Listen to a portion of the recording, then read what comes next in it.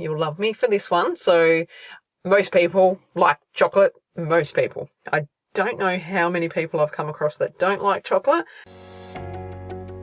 Welcome to the Healthy Celiac Show. I'm your host, Belinda Whelan from belindawhelan.com, and here you will learn to live your very best life with celiac disease.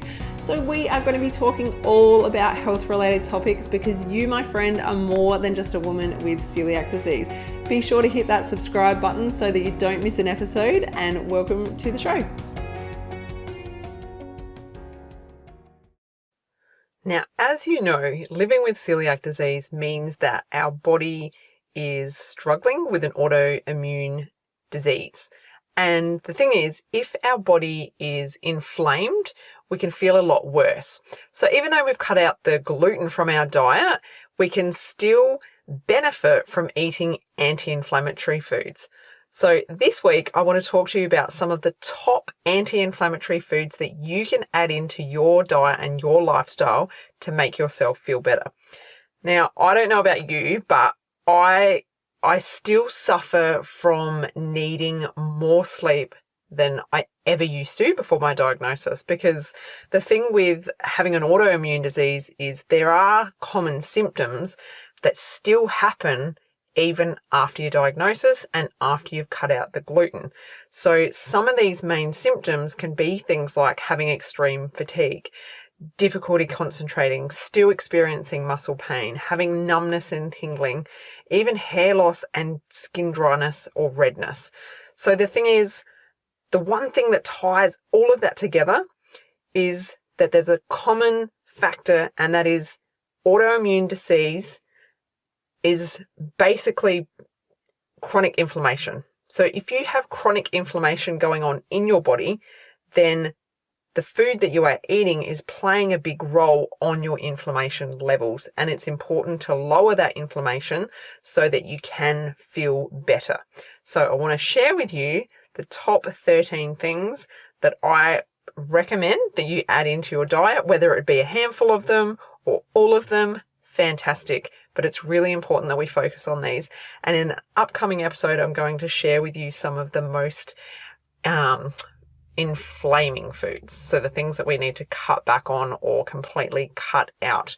And I'm not talking about gluten. I'm talking about other foods that are gluten-free that are not necessarily healthy or benefiting us in any way. So we'll talk about that later.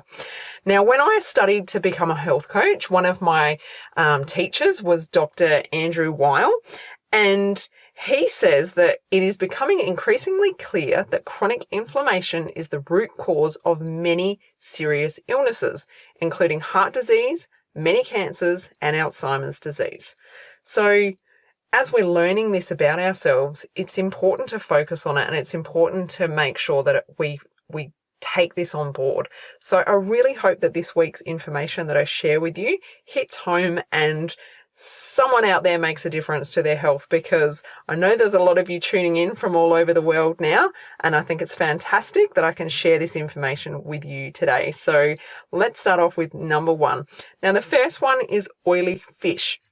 So think of oily fish such as salmon, sardines, herring, things like that. So adding in fatty fish is fantastic because not only are you getting those amazing omega-3 fatty acids, but you're also adding in an anti-inflammatory food. All right. So most important thing that we're talking about is anti-inflammatory. There's lots of benefits to all the foods that I'm sharing with you today, but our main focus is on anti-inflammatory.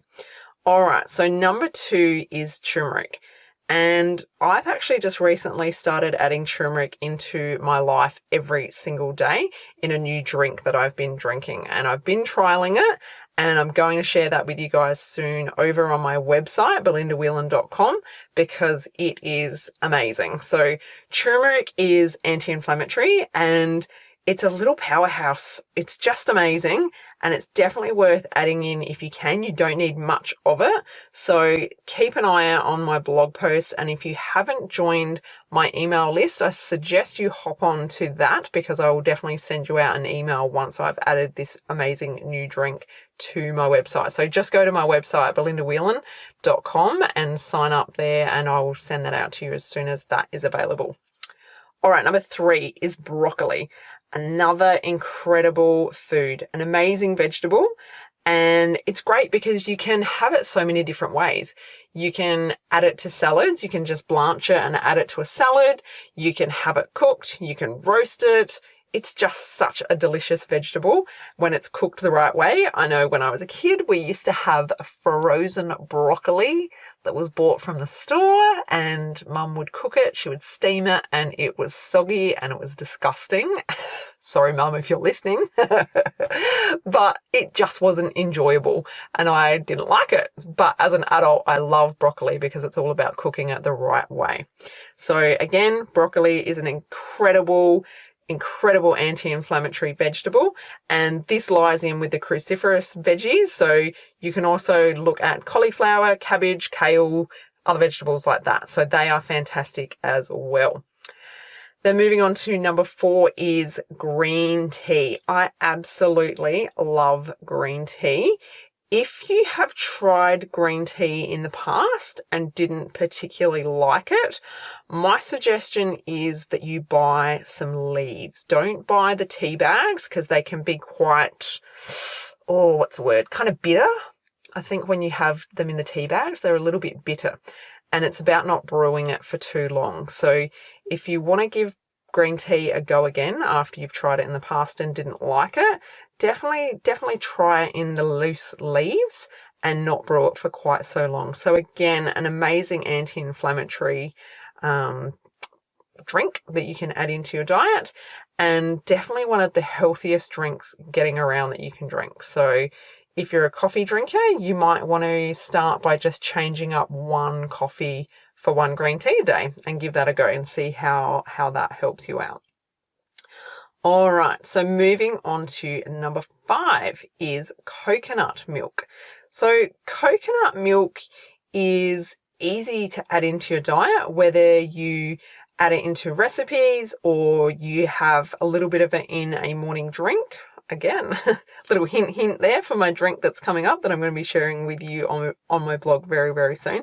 But coconut milk, again, very anti-inflammatory, and would you believe it can actually help with pain relief? So it can be quite soothing and it can ease you when you're feeling unwell. So definitely worth giving the old coconut milk a go. Number 6 is berries. So when we talk about berries, think of strawberries, raspberries, blueberries, things like that. All wonderful, full of vitamin C and incredibly healthy. And again, another amazing group of fruit that is anti-inflammatory. So I definitely find that berries are easy to add into your lifestyle. I guess you can, if you can't access fresh berries at this point in time, depending on which season you are in, you might want to try getting them in a frozen package and having them in smoothies, or adding them to, say, a bowl of yogurt. Get creative.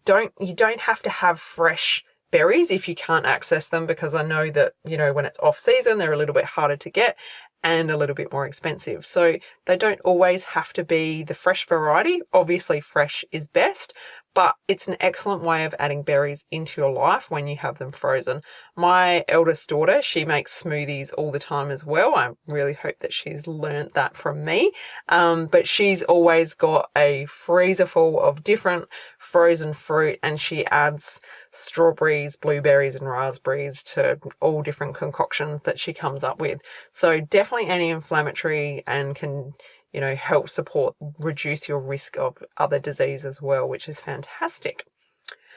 All right, moving on to number 7 is avocados. So avocados are not only delicious, but so many health benefits with avocados. They're packed with potassium, magnesium, fiber, and even the good healthy fats. So if you're scared of avocados because you've heard that they're fattening or they're full of fat, well, guess what? It's the good fat. It's the good fat that your body actually needs to survive and to thrive. And when we have healthy fat in our diet, that's what fills us up and we're not hungry. So it's definitely worth adding in those healthy fats. And avocados are wonderful because there's so many different ways that you can enjoy them. Again, you can have them in salads, you could have them on a sandwich, some rice cakes, even in smoothies, would you believe? I've even got some recipes where you add them into a chocolate drink and you wouldn't even know they were there, but totally delicious and totally nourishing. So definitely worth adding the avocado to your diet as well. All right, moving on to number 8. So capsicum, we like to call it here in Australia. You may know it more as peppers.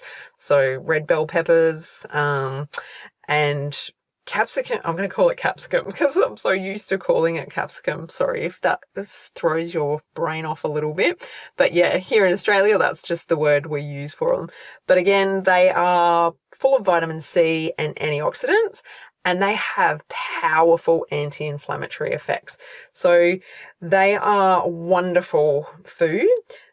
They're wonderful food. Does that sound a bit weird? They're a wonderful food, a wonderful vegetable that you can add into your life. I love peppers or capsicum roasted. They are absolutely delicious. Throw them in when you're cooking up a whole heap of roasted vegetables, and they're amazing. They're also incredible as a stuffed vegetable. So make up a delicious rice dish or a quinoa dish and pop them inside a capsicum, put the lid back on, so cut the top off the capsicum, stuff it with your filling and put the top back on and pop it in the oven and bake it. Oh, such a delicious meal. Going off track there, but just a little tip. Also delicious in salads. There's so many ways that we can enjoy these amazing vegetables. So get creative and think about how you can add them into your life. Now, the next one is mushrooms. So mushrooms are really low in calories. Not that I ever focus on calories, but like most vegetables, they are low in calories. They're rich in selenium, copper, and all of the B vitamins, which is super important for us with celiac disease. We really need to focus on our B vitamin levels. And again, very anti-inflammatory. So definitely worth adding in as well. All right, so the next one is grapes. So you probably have heard a lot about grapes being so good for you. And again, they can reduce inflammation. So you might have also heard that they're really great for helping avoid heart disease. So red grapes, red blood, those types of things. There's that connection. So grapes are a little powerhouse. They're delicious. Again, it's just one of those things that, we don't think about this every day. We're so focused on looking for our gluten-free labeled foods. We really need to be focusing on these healthy, non-packaged foods that can make a true difference to our lives and to our health. Okay, moving on to the next one, extra virgin olive oil. So extra virgin olive oil is one of the healthiest fats that you can eat, and you can enjoy it in a number of ways. It's actually even fantastic drizzled over a salad. You can use it for cooking, and again, an anti-inflammatory food ingredient. Let's call it an ingredient. All right. Dark chocolate and cacao. You'll love me for this one. So most people like chocolate. Most people. I don't know how many people I've come across that don't like chocolate, but the good news is dark chocolate is an anti-inflammatory, and even better is cacao, which is one of the ingredients in my new drink that I've been enjoying in my mornings. So I'm going to share that with you soon. So dark chocolate and cacao, you can enjoy these in a number of ways as well. So they are packed with antioxidants that reduce inflammation. So that can also help reduce your risk of disease and, lead to healthier aging, which is what we want. We want to live a long, healthy life. We don't want to suffer. We don't want to struggle. So look for a dark chocolate that's got a high percentage of cocoa, preferably one that's got at least 70%. And, low amount of sugar if possible. Okay, moving on to our very last one for today is tomatoes.